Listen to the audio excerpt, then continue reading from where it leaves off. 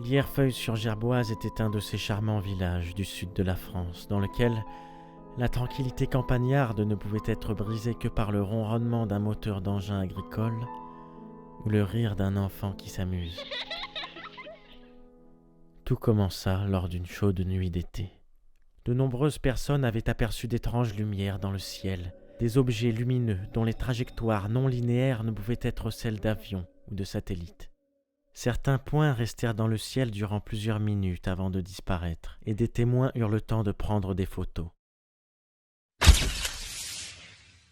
Le second événement qui suivit cet étrange phénomène arriva 2 jours plus tard, également pendant la nuit, et fut d'autant plus déroutant. Alors qu'ils dormaient paisiblement, les villageois furent soudainement réveillés par un vacarme assourdissant. Le son qui fut perçu et qui, au départ, était extrêmement faible, devint de plus en plus fort. Par de lents degrés, il se mit à s'intensifier, et lorsqu'on crut que le son ne pouvait pas être plus fort, il augmenta de plus belle pour finir dans un abominable bruit d'explosion.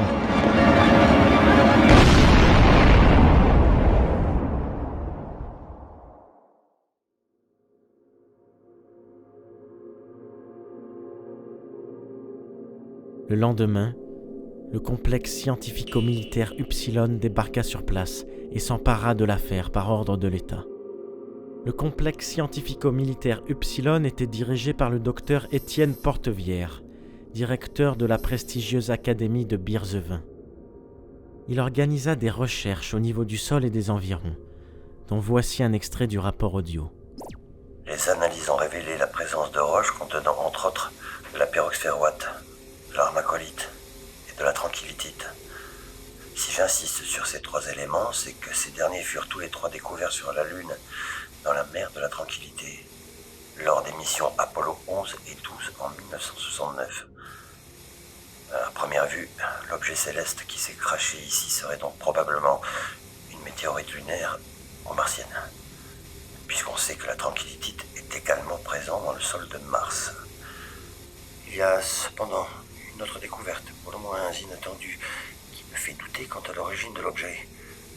Une découverte si incroyable qu'elle pourrait révolutionner notre vision sur les conditions favorables au développement de la vie. Une matière inconnue était présente sur les lieux, un liquide d'apparence gluante et visqueuse. Les analyses au spectrophotomètre RTF et au microscope à force atomique ont révélé que cette matière était organique et composée d'acides aminés. Nous ignorons encore si cette matière se trouvait à bord de l'astéroïde ou s'il s'agissait d'une plante réduite en bouillie par ce dernier.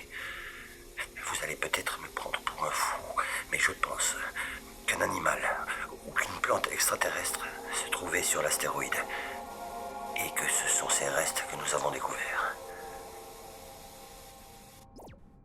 La joie et l'excitation laissèrent vite place à la terreur et à l'épouvante quelques jours plus tard lorsque survint le premier véritable drame de cette histoire. Les frères Pontier, 2 éminents scientifiques d'Upsilon, disparurent mystérieusement, un jour où ils menaient des fouilles dans les montagnes avoisinantes. On les chercha 2 jours durant, regardant avec attention dans les crevasses où ils auraient pu se laisser surprendre.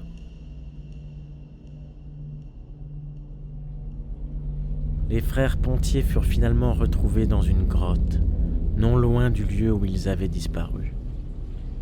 Ils étaient tous les 2 dans un état d'aliénation et de démence le plus total. De manière générale, leurs propos étaient complètement incohérents.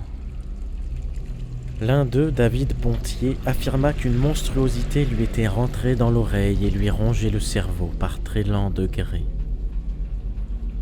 L'autre, Damien, était victime d'hallucinations psychotiques et hurlait qu'il avait vu un visage à travers les arbres.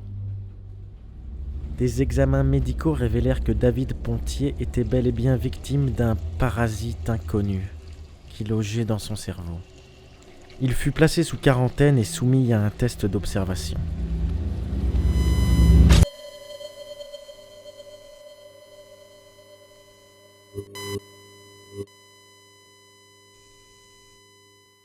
Évolution des symptômes provoqués par le linoxène, parasite inconnu se logeant dans le cerveau du sujet. Jour 1. Température du sujet, 40,5 degrés de fièvre. Forte fatigue. Il n'a rien mangé. Jour 5. Température du sujet stabilisée à 40,5 degrés. Forte fatigue, douleur au ventre, rien mangé. Jour 6. Des traces de sang laissent présager que le sujet a craché du sang durant cette nuit. Douleur au ventre persistante, température stabilisée à 40,5 degrés. Rien mangé. Jour 10. Le sujet a vomi un mélange de sang et de composés organiques. Douleur au ventre persistante, température stabilisée à 40,5 degrés. Rien mangé. Jour 15. Les doigts du sujet semblent avoir subi une nécrose. Douleur au ventre persistante, température stabilisée à 40,5 degrés. Rien mangé. Jour 21. L'état du sujet a empiré. La nécrose s'est propagée et il continue de cracher du sang. Douleur au ventre persistante, température stabilisée à 40,5 degrés. Rien mangé. Jour 26. Une excroissance organique semblable à un tentacule est sortie de l'oreille gauche du sujet. Douleur au ventre persistante. Température stabilisée à 40,5 degrés. Rien mangé. Jour 31. Un second tentacule est sorti de la narine droite du patient aujourd'hui. Le tentacule de l'oreille gauche a grandi. Douleur au ventre persistante. Température stabilisée à 40,5 degrés. Rien mangé. Jour 36. 3 tentacules sont sortis de la bouche du sujet. Décès du sujet. Devant l'horreur de cette maladie, il est facile de sombrer dans la panique et la folie. Et lorsqu'on découvrit plus tard que le puits de Lierfeuille sur Gerboise avait été infecté par le parasite et que la quasi-totalité des villageois développaient des symptômes, c'est ce qu'il se produisit. Dans la panique la plus totale, on ordonna l'extermination de Lierfeuille sur Gerboise. Pour conclure, je vous lirai la lettre d'adieu que Damien, le second frère Pontier, rédigea avant de se suicider d'une balle dans la tête. Ce village n'existe plus, n'existera plus, et bientôt vous penserez qu'il n'a jamais existé, et que je suis dingue, et que je mens. Je ne vous demande pas de me croire, car cette histoire n'est pas croyable, et que seul un fou pourrait la considérer vraie. Ne croyez pas cette histoire, mais souvenez-vous-en. Car si un jour, au hasard d'une rencontre avec quelque individu nostalgique, l'un d'eux vous raconte le lointain souvenir d'un village qu'il croit avoir rêvé, un village oublié et perdu dans lequel il allait s'amuser lorsqu'il était enfant, un village rythmé par le bruit des moteurs d'engins agricoles qui semble avoir totalement disparu, alors vous saurez que ce charmant village du sud de la France a bel et bien existé, et qu'il s'appelait Lierfeuille sur Gerboise.